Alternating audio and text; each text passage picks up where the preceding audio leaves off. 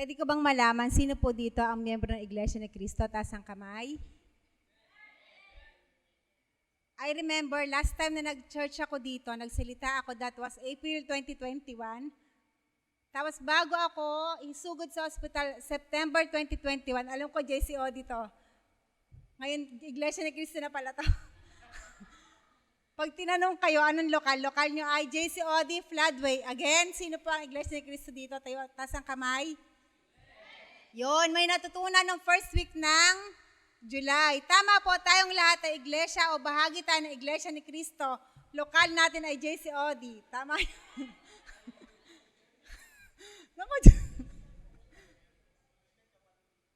So tama ako, nasa JCOD ako, no? Manalangan nga po tayo, baka mga punchline lang maalala nyo. Mag-pray po tayo. Panginoon Diyos, salamat po sa umagang ito. Salamat po dahil kami kabilang sa iglesia mo, Panginoon. Kabilang sa katawan mo, O Diyos. Ama, dalangin ko po na kayo po ang mangusap banal na Espiritu. Salamat po sa iyo, O God. Sa pangalan ni Jesus, Amen at Amen. Salamat. Nawa ang Lord ang mangusap sa inyo. Hindi nyo ito-take down notes lahat ng punchline ko ba? Sabi ko, mukhang pag ako yata, wala yata matututunan ng mga kasama ko Buksan po na, ang text po natin ngayon ay makikita natin sa Acts chapter 2 verse 3. Dahil tayo ay nasa tema ng Spirit-filled life or Holy Spirit-filled life. Huwag tatanggalin yung Holy Spirit kasi may spirit din na iba. May evil spirit, baka Spirit-filled life nga tayo ay iba namang spirit. Kaya Holy Spirit-filled life tayo. Tingnan po natin ang teksto natin sa Gawa chapter 2 verse 3. Sino po ang nakita na yung text? Magsabi ng Amen. Okay, sabay-sabay nga po natin basahin ako kasi hindi ko pa nakita. Pag nakita na, babasahin natin. Wala pala doon.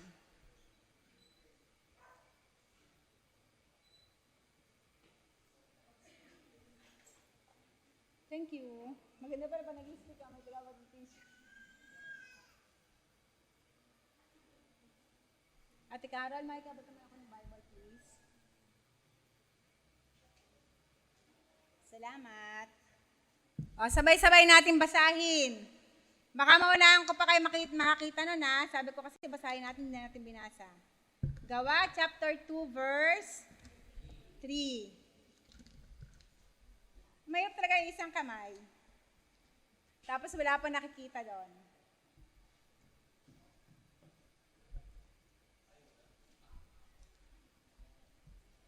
Okay, sabay-sabay po natin basahin. 1, 2,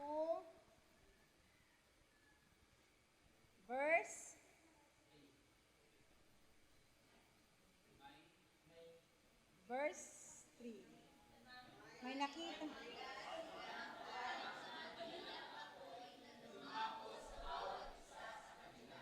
At silang lahat, hanggang lahat, ay napuspos ng banal.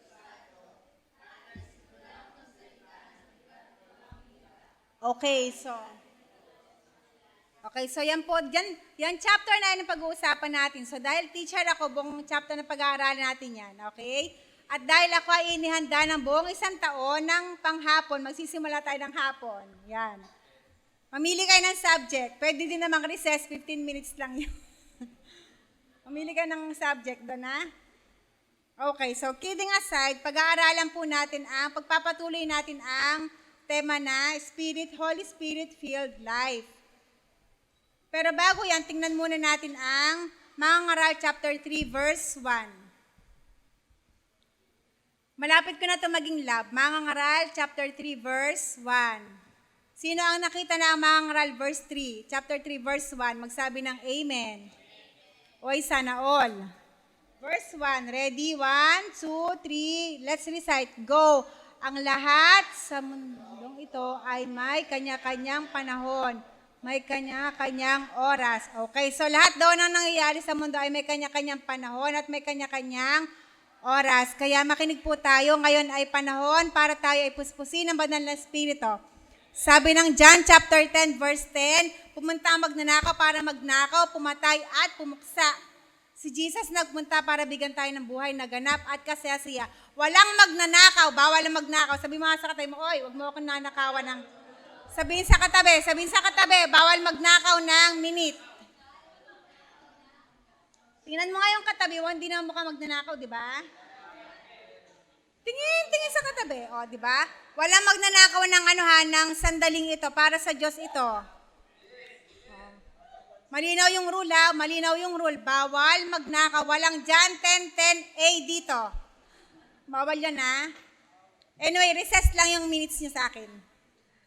Okay, ang pag-aaralan natin ngayon ay pinamagata, oras na, ngayon na. Dahil sinabi ng Mga Ngaral chapter 3 verse 1, may panahon ng bawat araw. May panahon ng lahat ng pangyayari at ngayon ay oras na, ngayon na.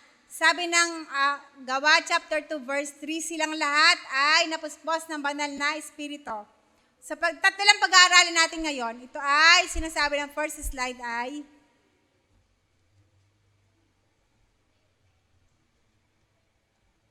pwede bang pakitanggal ng kulay black na gumagalaw doon?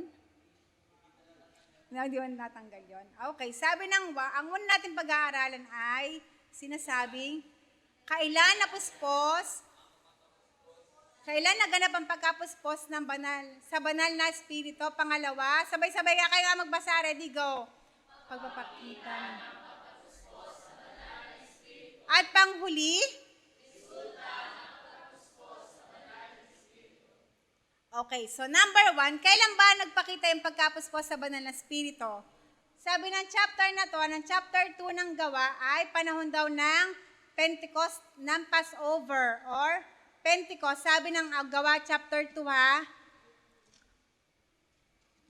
Tingnan niyo, baka mali yung sinasabi ko. Tingnan niyo yun, ha? Kasalanan niyo pag hindi niyo natama yun. Tingnan niyo, Gawa chapter 2, sabi doon ay panahon ng Pentecost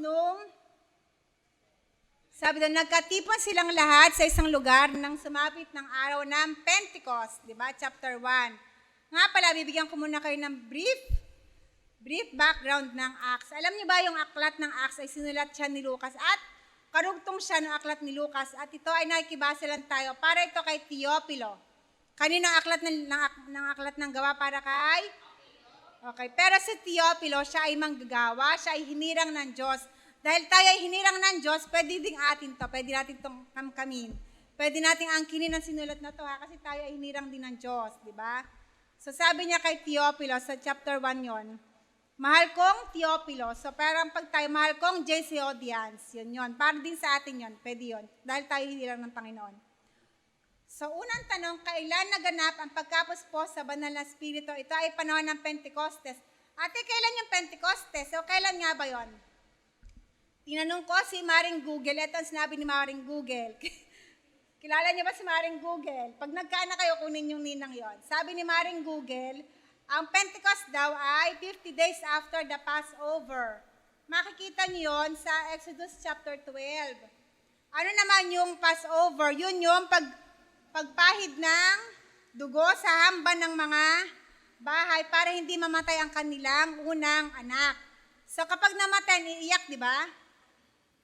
Iiyak, magdadalamhati. Dito naman sa aklat ng Gawa, tapos nang mamatay si Jesus, nagdalamhati na mga dapat magdalamhati. Umiyak na, dapat umiyak. So sabi ng Mr. Google, kanina ka Maring Mr. Nadba, sabi ni Maring Google, ang Pentecost daw ay 50 days after the Passover. Ang Passover na ito ay makikita sa Exodus chapter 12. So sa akin naman, pagkatapos nating umiyak, pagkatapos nating malungkot, when you pass to that test, when you pass that circumstances, when you get over to that, then that is your Passover. Pwede ba yon? Yon. Oh. Baka ilista nyo na, ano ibig sabihin ng Passover? Pag na-pass at na-get over, Passover. Ilista nyo na naman yan, ha? Ilista nyo Exodus chapter 12, yun yon. So, nangyari yung pagkapuspos ng banal na espiritu o sa banal na espiritu noong day ng Pentecost. Pagkatapos namatay na si Jesus noon, nailibing na, nabuhay ng muli. Tapos na ang pagluksa noon. Tapos nagka-gather ang mga kapatid sa pananampalataya, nagchikan pa sila, di ba? Pero hindi sila magmamarites doon. Sila ay nagsama-sama nananalangin sila at biglang sabi ng verse 3, may mga dilang apoy na nakita doon at sila'y napuspos ng banal na espiritu. Sa ating pong mga mananampalataya, pagtapos na tayo sa isang circumstances, pagtapos na tayo sa mga pagsubok natin, umiyak na tayo lahat, nag-moment na tayo. Pag sumamba ka sa Panginoon, mararamdaman mo yung pagkapuspos ng banal na espiritu, di ba? Pag sabi, bakit po dila ng apoy? Bakit hindi tubig? Sabi ko sa inyo, di ba, nanonood na naman ako ng mga sangre ngayon. Bakit kaya apoy? Bakit hindi tubig? Bakit hindi hangin? Pwede din naman pumatay yung mga yon, di ba? Pero alam nyo ba na ang apoy pala, ang sinasabi doon ay sumisimbolo siya ng Panginoong Diyos. Sabi ko na ba, it's in my mind din.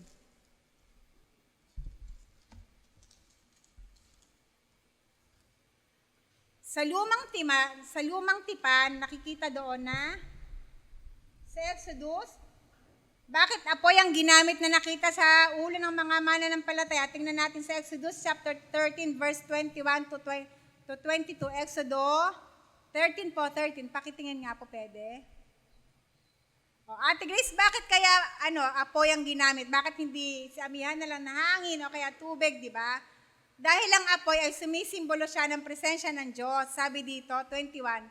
Sabay-sabay nga pong pakibasa, ready, go, sa kanilang paglalakbay.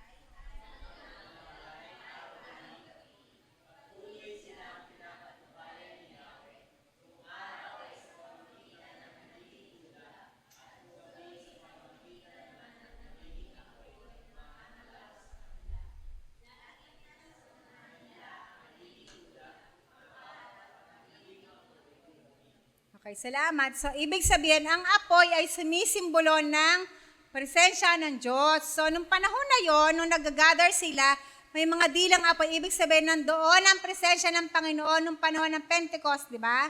Nagsama-sama sila, nag-aawitan sila, sumasamba sila sa Panginoon, bumaba ang presensya ng Panginoon at sila napuspos ng banal na espiritu. Ano naman, pangalawa na tayo? So, una, nasagot na ba? Una, kailan naganap ang pagkapuspos sa banal na espiritu? Kailan naganap?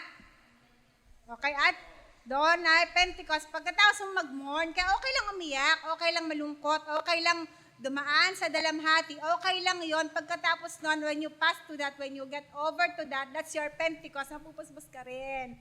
So, okay lang umiyak, pagkatapos na may kasunod namang pagtawa.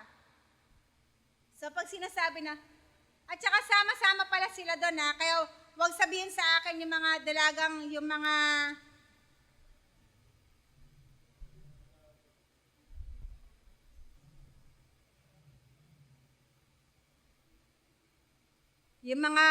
reason, hahanapin ko muna yung sarili ko. Bakit hindi ka dumalo? Bakit hindi ka umaten? Sabi, may pinagdadaanan ako ate, ba't di ka dumaan sa Block 41? Hindi ka dumaan. Saan ka dumaan? Hindi ka namin nakita. Kung sama-sama tayong kakanta, sama-sama tayong sasaya, di ba? Mag-get over. Kaya wag akong sasabihan ng mga pakeme-keme na, ate may pinagdadaanan, hindi ka dumaan sa 41, di ba? Kasi dito, sama-sama sila. Tama ang sinasabi ni Pablo. Huwag pabayaan ang pagkakatipon, di ba? Kaya atin kayo may pinagdadaanan, dito ka dumaan, makikita mo kami. Kasi nandun ang presensya ng bagamat totoo, kahit nasa kwarto ka, nandun din naman ang presence ng Lord. Pero dito, sama-sama sila. Nung pinuspos sila ng banal na espiritu, sama-sama sila. Kaya wag akong sasabihan ng mga, may hahanapin ko lang po ang sarili ko. Hindi mo pala makita, tas mag-iisa ka pa, lalong hindi makikita yon. Walang ganon na. Sama-sama tayo, amen? Yon, sama-sama tayo. Huwag bababayaan ang gawain ng Panginoon. Kasi sila, pinuspos sila ng sama-sama sila pagkatapos mamatay ni Jesus na buhay. Pagkatapos magluksa, pagkatapos umiyak, hindi hinanap ang sarili. Pagkatapos nagka-problema, sama-sama sila. Tapos pinuspos sila ng banal na espiritu.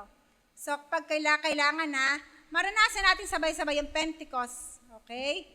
At bakit apoy ang ginamit? Dahil ang apoy daw ay presensya ng Panginoon. Tsaka bakit apoy? Kasi ang apoy, pagdating ng panahon yun, ang tutupok sa lahat ng kasalanan natin. Kasi pag hinuhugasan lang, ginagamit ulit. Eh. Ganun yun. Pansin natin kapag tubig ang ginamit, yung kasalanan natin, hugasan lang, gagamitin ulit. Eh, pag sinunog yan, tapos. Grabe yung presensya ng Lord, apoy. Pag tinupo ka, wala nang balikan yon, abo ka na nun, di ba? Ganun yon. Kaya, pangatlawang tanong, bakit ano ang katunayan? Sila ay napuspos. At pangalawa, sila ay nagsalita ng iba't ibang wika. Sabi ng verse 10, tinan nyo yung chapter 3, nandun tayo sa chapter 3, baka naliligaw na kayo. Chapter 3 tayo. Sabi ng chapter 3, verse 10, pwede nyo akong tulungan kasi malabo dito. Sabay-sabay nyo basahin kung nakita nyo na. Ready? Chapter 10.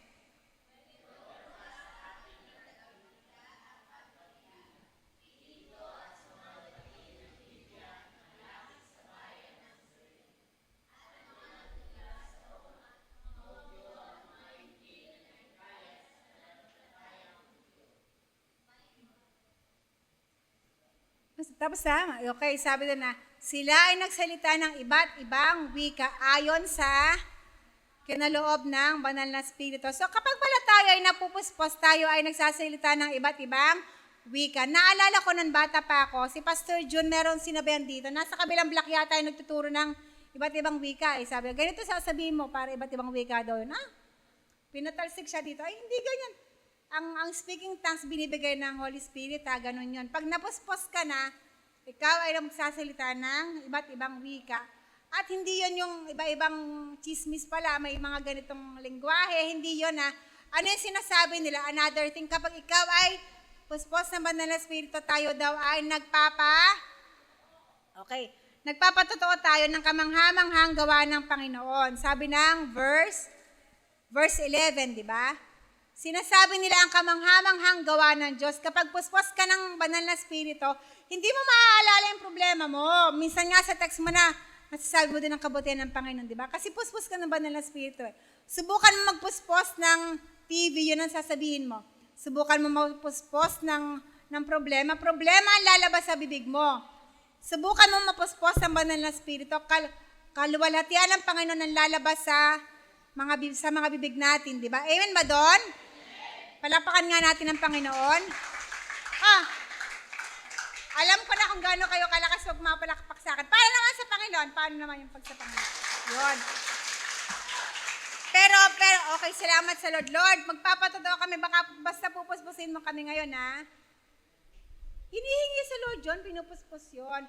Pero alam nyo ba, meron tayong problema pag tayo ay puspos, bagamat maraming blessing na nakikita natin yan. Pero alam nyo ba, sa chapter din na ito, sinasabi sila na ginajudge sila ng iba. Sabi, ano sinasabi nila?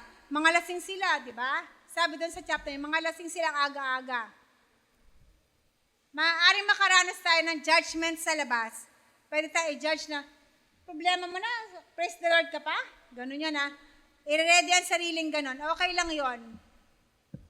Kasi sila Pablo man, ganun ang naranasan nila. Nung napuspos sila ng banal na Espiritu, sila ay kinutya ng mga taong nasa labas. It's okay. Hindi ang mahalaga doon.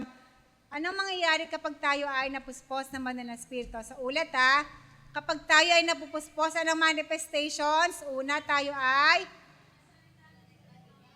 okay. At pangalawa, tayo ay okay. So kapag nagpapatotoo ka na, marahil puspos ka na nga ng banal na Espiritu. Kahit may problema ka, Panginoon pa rin ang sinasabi.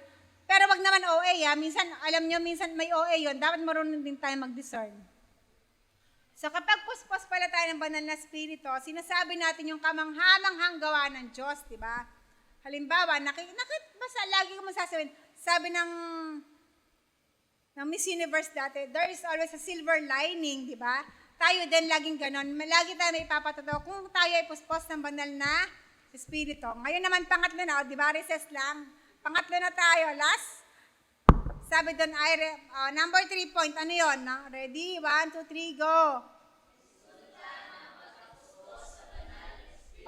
Kapag daw tayo ay puspos na, number 1, meron tayo 1, 2, 3, 4 lang. Number 1, kapag tayo puspos ay tingnan nga natin yung katabi natin. Tayo ba'y binagong buhay na? Di puspos na pala. Pastor, okay na pala ito. Puspos na pala. Sabi dito, kasi di ba nangungutya sila, tapos, nainin si Pablo, tayo nga siya, hindi lasing yan. Pagkatapos niya magsalita sa mga tao, sumunod sila sa Lord. Number 2, nadagdagan ang naligtas sa verse 44. Tingnan po natin sa chapter 3, verse 44. Sino nakakita na? Basahin nga po. Verse 44, sabi dito ay,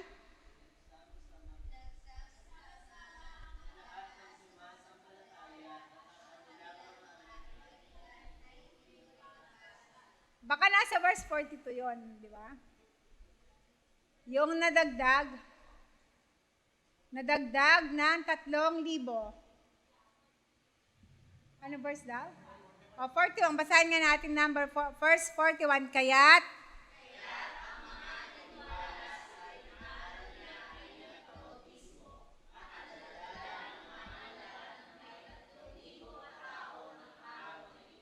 okay, so tingnan natin ng resulta. Kapag ang JCOD yan ay napuspos ng banal na spirito, madadagdagan ng mga mananampalataya. At least 3,000, kahit 4,000 pa, kaya to. Diba? Kaya bilisan natin, baka pag napuspos tayo ngayon, dumagdag yan, saan natin mapupunta yung next week, diba? Baka magulat kayo, ibang session na yun para lang madagdag, para lang magkasya tayo dito. So, ulit kapag tayo ay napuspos ng banal na spirito, may resulta yon. Sabi dyan, nadadagdagan ang mananampalataya, nadadagdagan ang naliligtas, di ba? So, next po, ano yung ating? Nadadagdagan ang naliligtas. So, ready ba tayo sa 3,000? Hindi yan perang pinag-uusapan. Ready ba tayo sa 3,000? Parang takot kayo kasi pag ako naniningil. Ready ba tayo sa 3,000 na souls? Yes! Sinabi niya na magpakapuspos tayo. Next po, bukod doon, meron daw tayong fellowship with one another. Okay, so hindi ka magdadramang bukid na hanapin ang sarili mo. Pag puspos ka, hahanapin mo yung kasamahan mo. Walang dramang bukid. Hanapin mo ang sarili mo. Pag puspos ka, sasama ka lagi sa gawain ng Panginoon. Amen ba doon? And last one, pagka tayo ay puspos ng banal na spirito, anong huling resulta? Number 4, So, pwede na pala na mag-live si Pastor Fergs? Pwede na ba? Parang natakot mapuspos kasi sabi pag napuspos pala, maglilingkod, ayos. So, tandaan natin na kapag tayo ay napuspos, una, tayo ay, anong resulta ng pagkapuspos ng banal na spirito? Magkakaroon ng panibagong buhay. Pangalawa, gusto niyo ba yon? Pangatlo, so no to dramang bukid. Number 4, okay, so pwede na mag-live?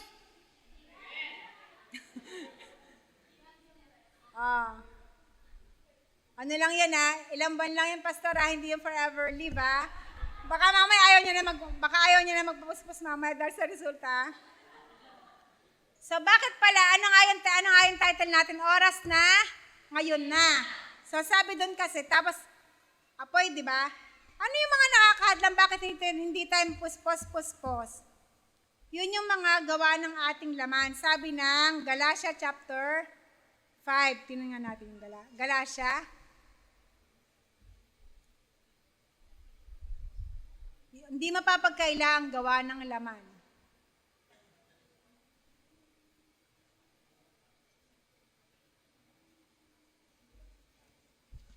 At wala ditong tinta yung ballpen ko.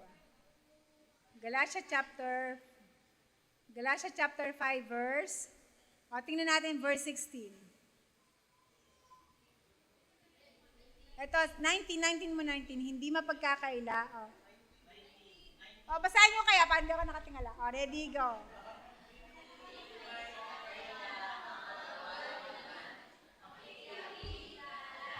Kalaswaan, pagsamba sa Diyos-Diyosan, pangkukulam, pagkapuot, pag-aaway, pagsiselos, pagkagalit at kasakiman, pagkakampi-kampi at pagkakabahagi.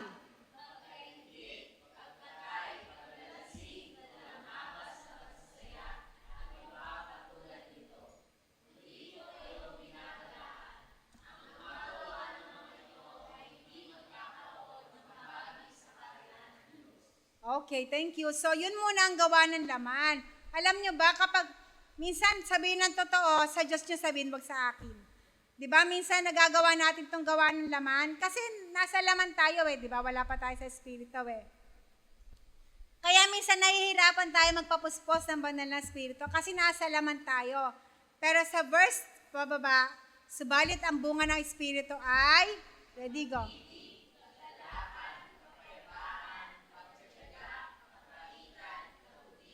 Katapatan, kahinahunan, pagpipigil sa sarili.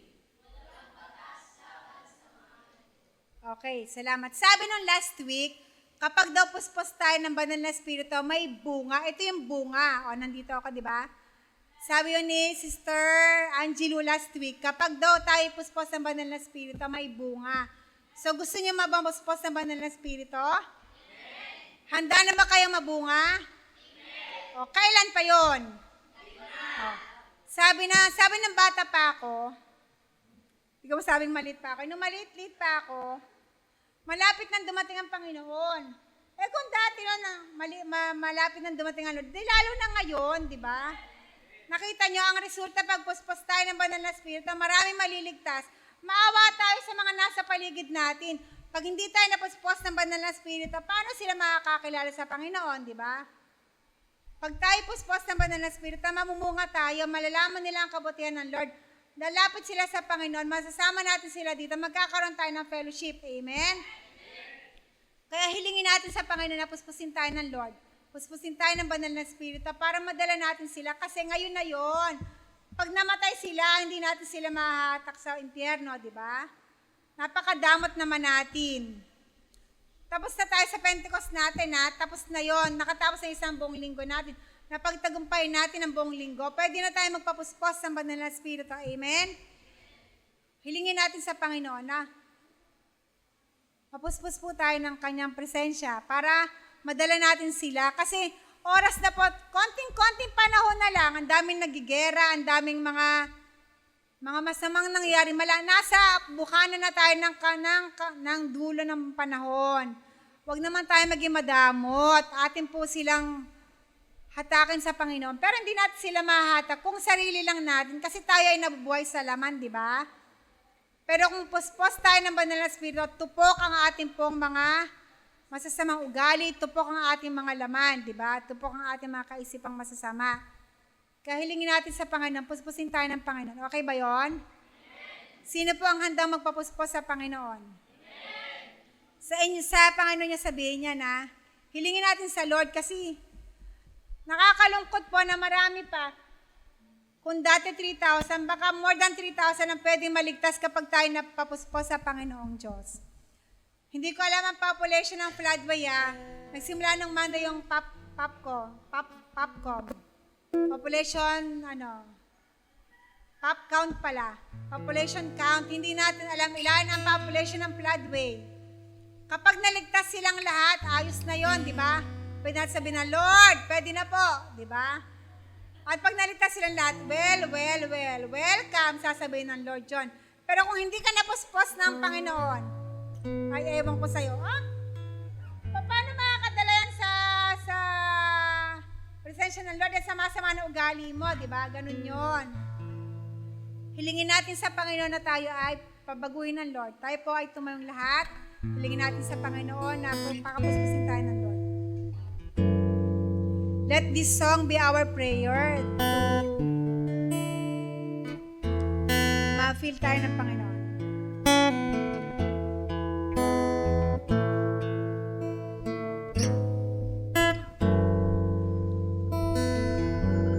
Lord, please renew us and fill us with your power.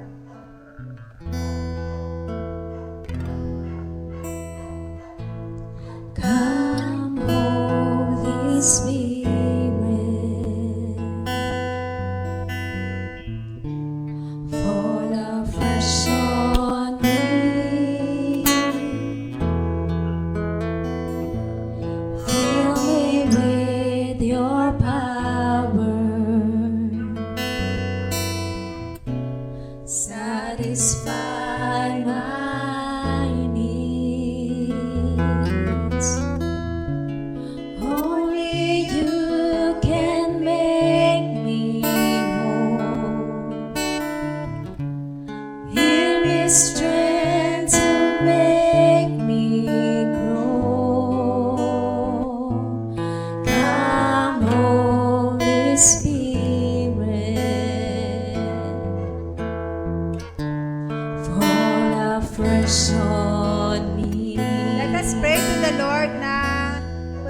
tayo ng banal na Espiritu, walang imposible sa Lord. Come, Holy Spirit. Lord, nakikita mo po ang bawat isa sa amin na ninikluhod po kami. Panginoon, puspusin mo po kami ng banal na Espiritu, O Diyos. Palakasin mo po ang bawat isa sa amin. Bigyan mo kami ng boldness, O God. Tupukin mo po, O Diyos, ano man ang masasamang mga bagay na nasa amin, O Lord. Satisfy my needs. Only you can make me Panginoon, buuin mo po kami, O Diyos, ng ayon sa iyong kalooban, O God. Puspusin mo po kami, O Diyos. make me go. Come, Holy Spirit, fall afresh on me.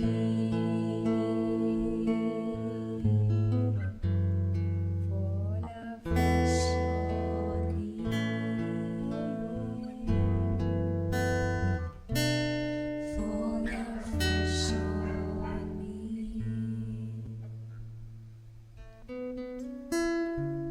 Can we have a moment of silence and kayo mismo ang makapag-usap sa Lord? Nakita natin na kapag tayo ay pinuspos ng banal na Espiritu, tayo ay magiging buhay na patotoo. Yun ang gusto ng Panginoon, na magamit niya tayo mightily in expansion of His kingdom. Pero hilingin natin sa Diyos na puspusin niya tayo. Hindi lamang sa pag-awit, kundi sa ating pananalita, sa ating pamumuhay, mapuspos tayo ng banal na Espiritu. Dahil kapag puspos tayo ng banal na Espiritu, yung mga masasama natin pag-uugali, mga masasamang pita ng laman natin, ito ay tutupukin ng Diyos, kaya hilingin natin ito sa Panginoon. Tayo mismo ang dudulog sa Kanya. Lord, it is only you who make us whole, O God. It is only you who make us okay, Lord God, in your sight. Maraming pong salamat, Panginoon.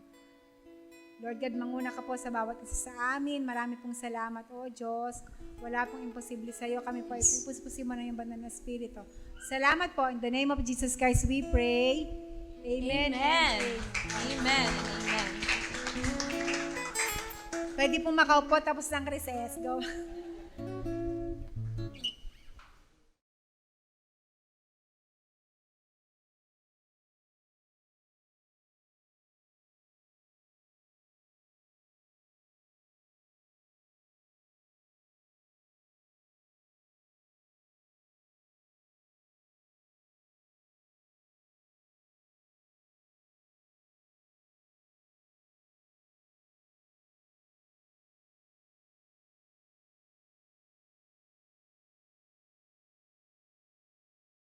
Narinig mo na ba? Narinig mo na ba? Narinig mo na ba? Narinig mo na ba na ang Diyos ay magbubuhos ng masaganang pagpapala? Tumanggap ng kaligtasan, kalayaan, kapahingahan at kapayapaan, kagalingan at katugunan sa lahat ng ating mga pangangailangan. Ang Jesus Christ, our Deliverer Christian Fellowship, ay nakahandang maging daluyan ng masaganang pagpapala para sa iyo. Samahan niyo po kami sa gawain ng Panginoon. Maaabot ka kahit sa loob ng iyong tahanan through our different online platform. You are invited! Come, join us! Halina! Tara! At ihandog ang ating mga pasasalamat, pagpupuri at pagsamba sa ating Diyos na buhay. Be online and be blessed! Be online and be blessed! Be online and be blessed.